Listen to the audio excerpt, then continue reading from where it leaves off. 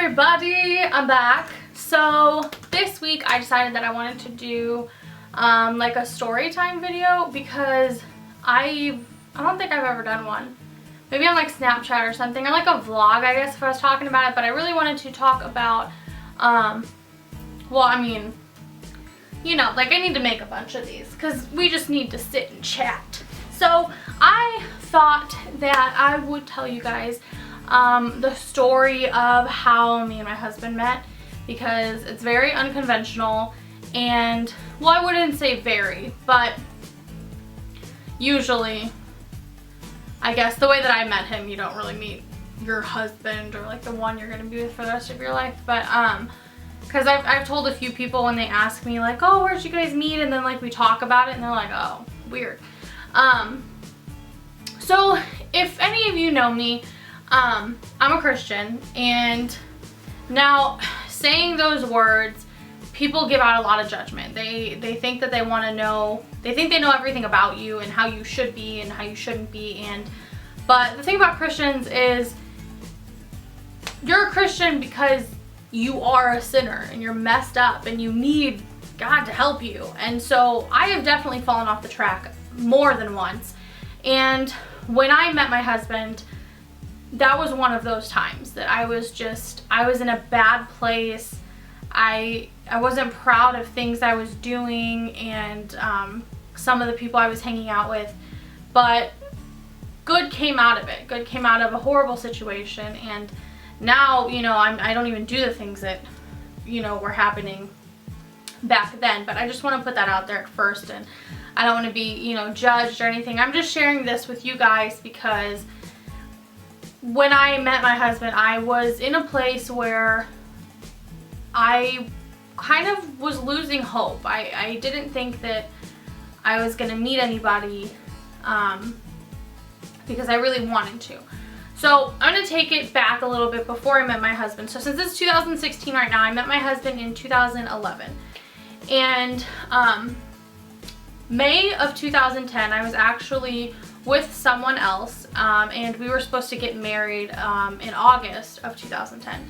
And May, he decided to leave me and cancel the wedding and told me pretty much that he didn't love me anymore. And you know, that hurt a lot. And up until that point, I was young. 2010, I was 19 when he broke up with me. We were gonna be, I would have been 20 when we got married. And when I look back on that, I don't regret being with him because it made me a better person today.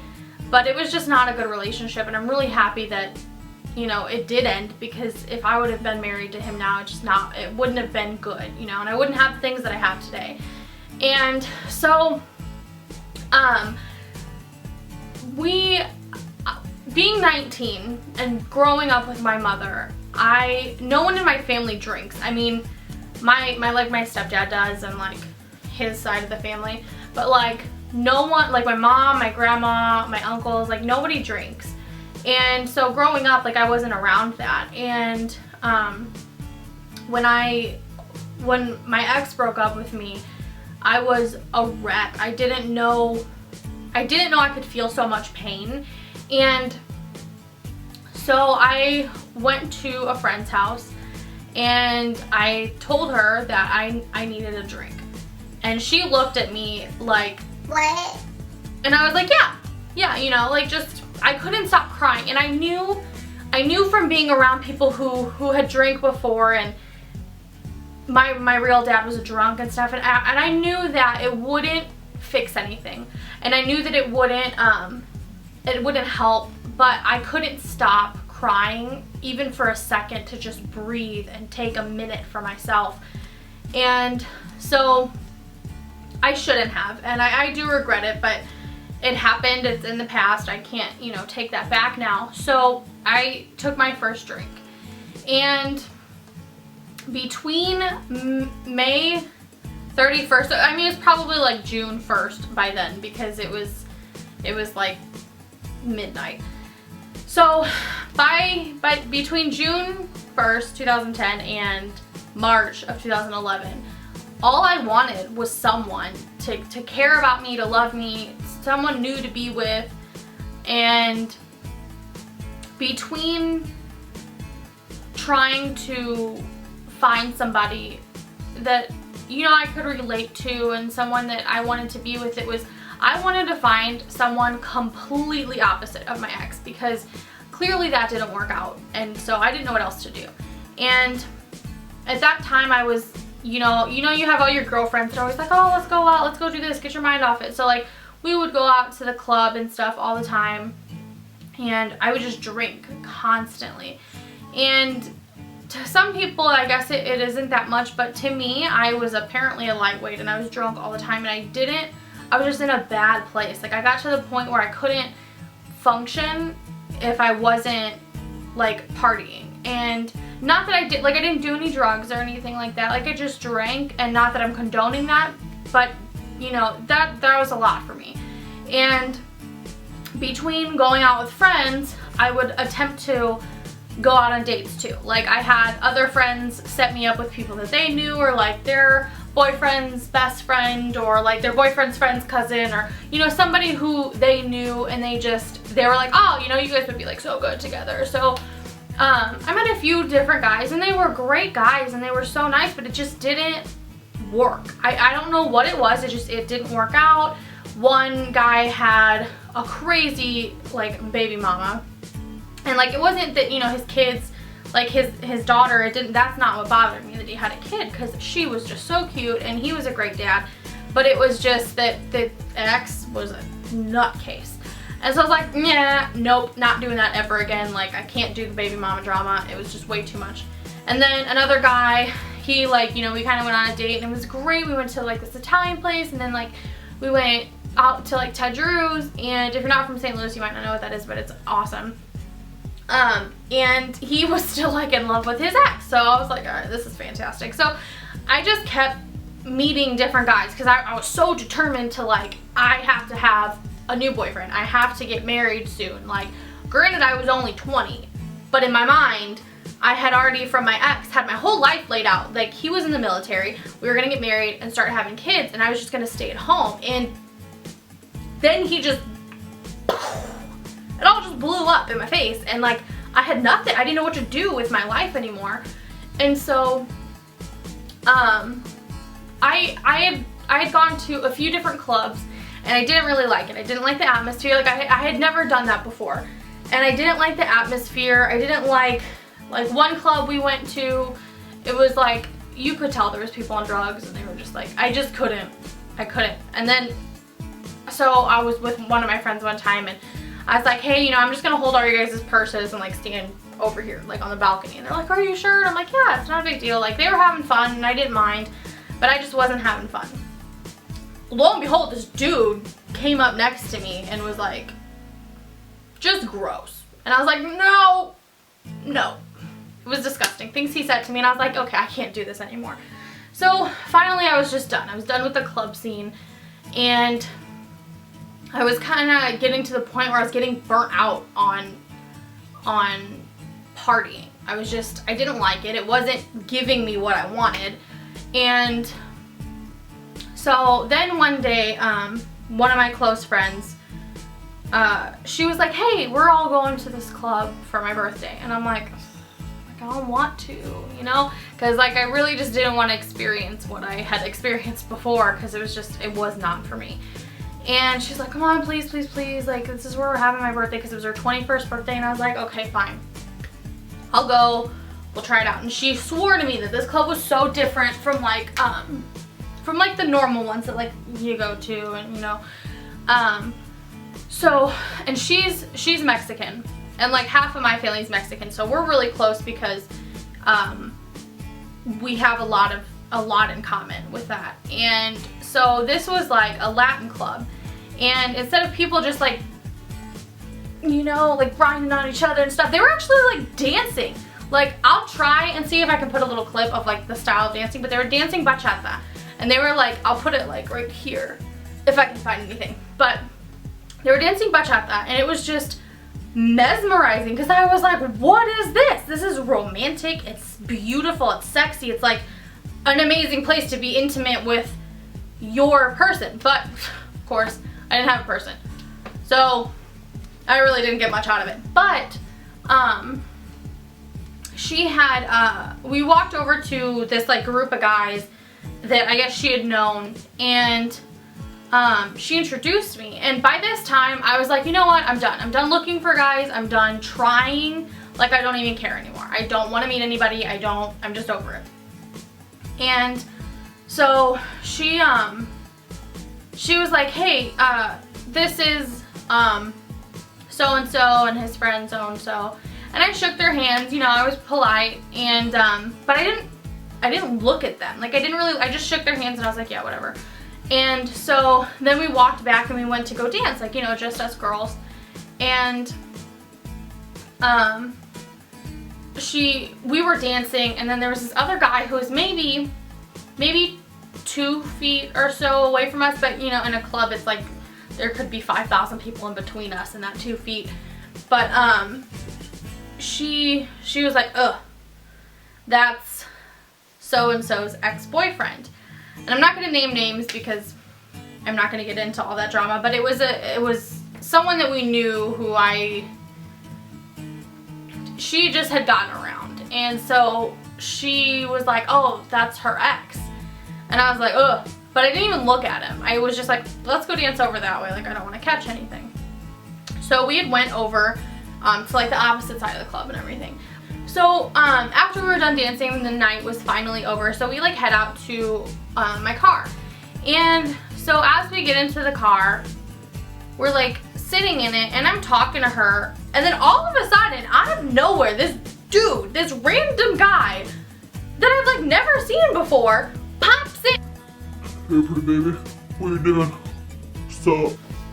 Except like he was, you know, right here. Like, I'm not even kidding. Came in my window right here. But he was talking to her. And he's like, hey, Crystal, what's up? Like, can I get your number? Like, I haven't seen you so long, girl, blah, blah. You know, of course, it's all in Spanish because they're Mexican. But I got it. I understood it all. And so then he, like, looks at me. Like, turns his head and looks at me. And he's like, and I'm like, no. What? So finally he gets out of my car. He's drunk. He like leaves and walks off with his friends or whatever somewhere else. And she looks at me and I was like, who was that? And she's like, what do you mean? And I go, he was kind of hot. Who was that? And she's like, what do you mean who was that? Like, I introduced you to him. And I was like, no, you didn't. And she's like, yeah, I introduced you to him. That's so-and-so's ex. And I was like, oh, no, it's not. And she's like, oh yeah, it is. And I was like, oh, dang it. Because like, I didn't want to ever date anyone that she had ever dated. Ever. So I was like, okay, whatever. So like they exchanged numbers and stuff when he was in the car, and so like we left, and then I like really just had this like strong pull to him. Like when I had gotten home, like all I could think about was like him, even though it was super weird that he like stuck his head in my car. I just had like a really, I don't even know what to call it, like a big want to see him again. And as much as I really didn't even want to go out to the club anymore, we kept going back just to see him. Like all I wanted to do was see him, and she knew that. And so she was kind of trying to play my wingman, but it wasn't working out like super great because I think he was getting annoyed. So eventually we went back again and we saw him again there, you know, and this time I like introduced myself, but I was like trying to play like hard to get because I'm like, this isn't gonna happen how it happened last time. Like I'm not gonna play this like damsel in distress, you know.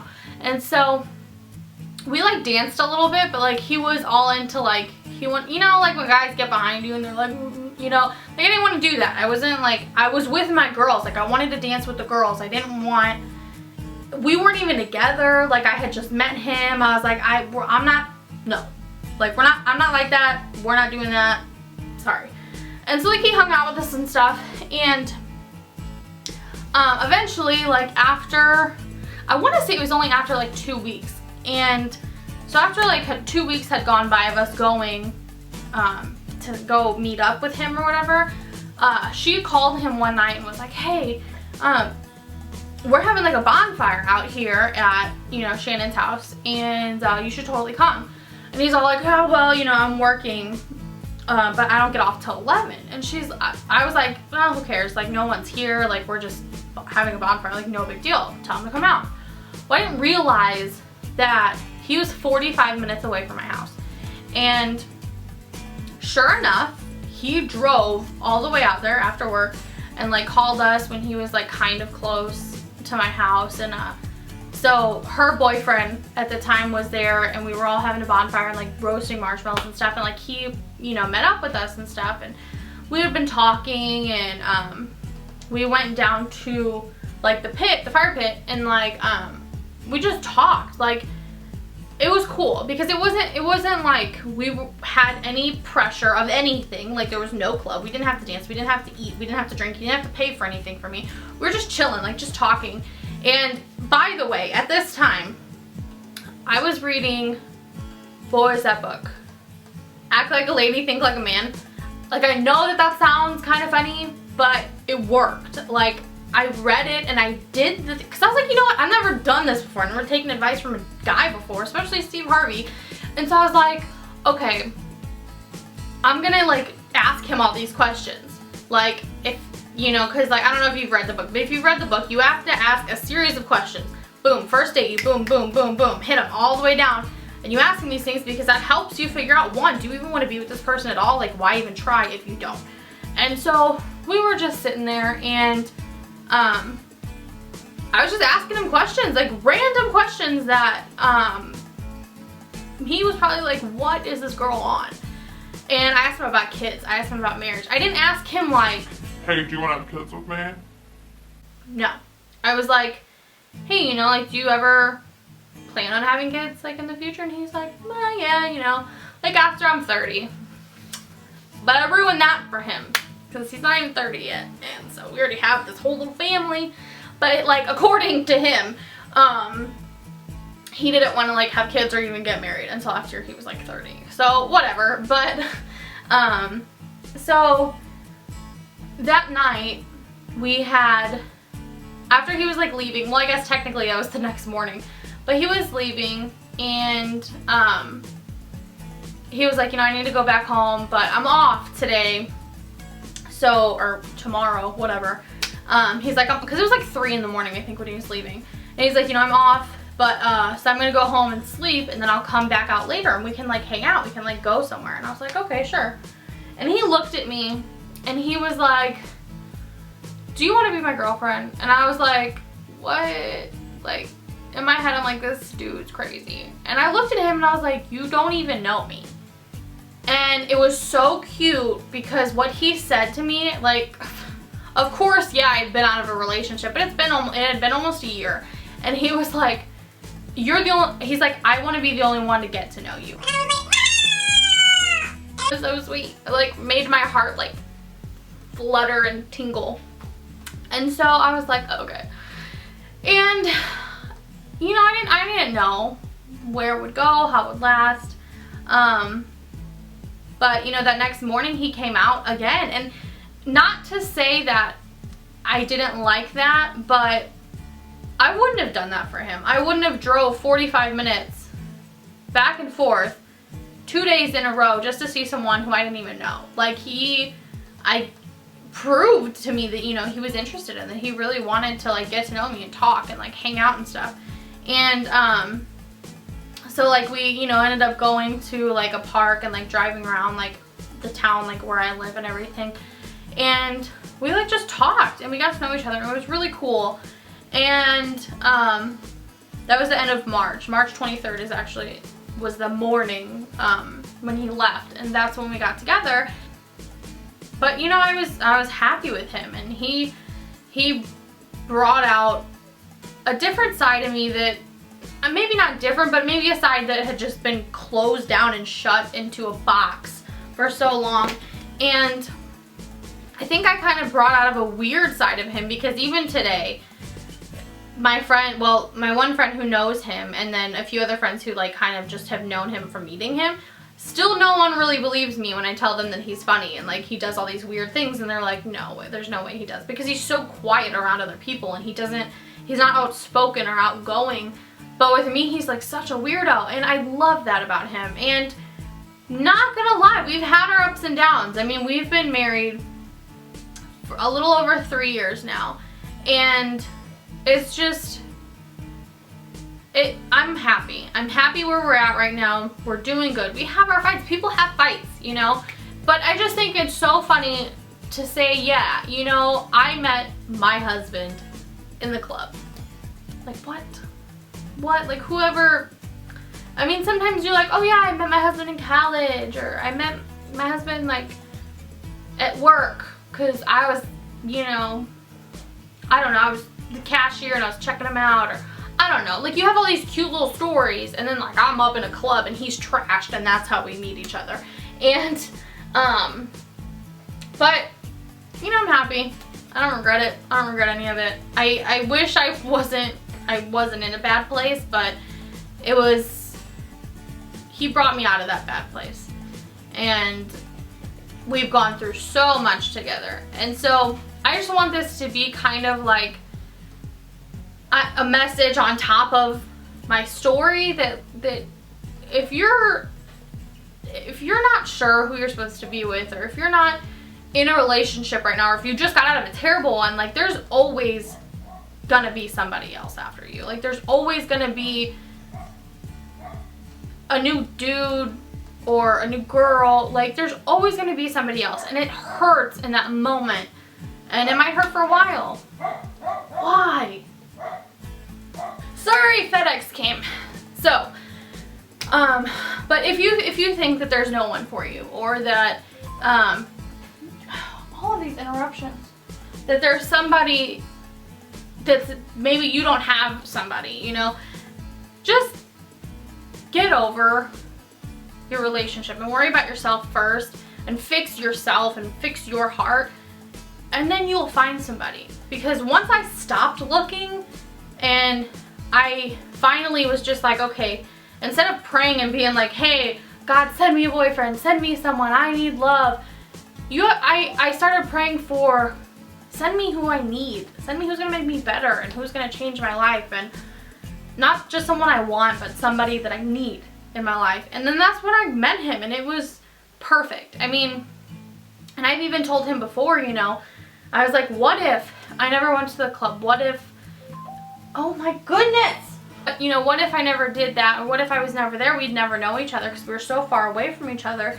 And he's like, no. He's like, we would have met somehow, some way. He's like, it was meant to be. So I do believe that. And I just want you guys out there to know that if you're not with somebody right now, or if you don't think that you're ever going to meet anybody, you will. Just keep hope and keep praying, and it'll be good. So I will see you guys next week. Bye! On my loving, but you can't.